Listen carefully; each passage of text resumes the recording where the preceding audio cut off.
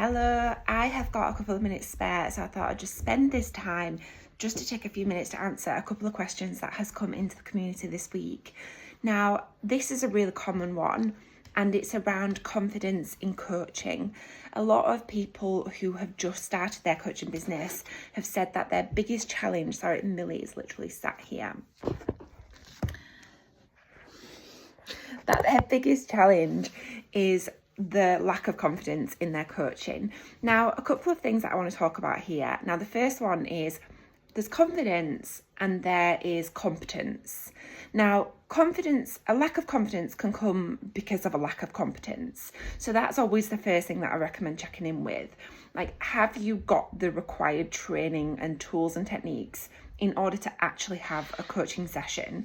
Because if you do not know what to do in a coaching session, then the lack of confidence could be due to a lack of competence, right? And so that's the number one thing to check when it comes to lack of confidence in coaching. Do you have the right tools and techniques in order to be able to do a coaching session? If the answer is no, then what you need to do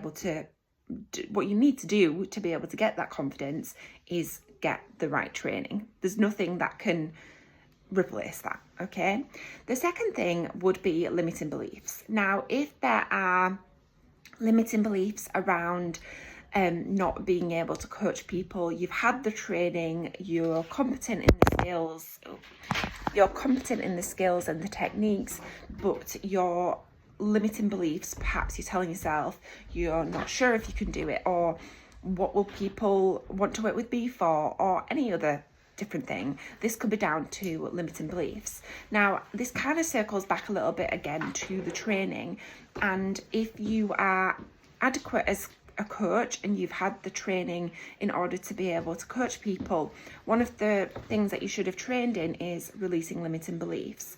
Now, if you've done a low-cost life coaching course, then it's unlikely you would have done this. We don't include that in ours. We touch on it and talk about it, but it's more in-depth. So an in-depth training would really help you with this. But if it's for yourself personally, and not necessarily about working with clients releasing their limiting beliefs, then just something as simple as writing a list of all of the reasons why you are able to coach people confidently, why you are able to coach people competently would really help, because that will give you on paper in front of you the details of why you are able to coach. And then the last thing I would say when it comes to confidence in coaching people is just to think about all of the ways in which you've been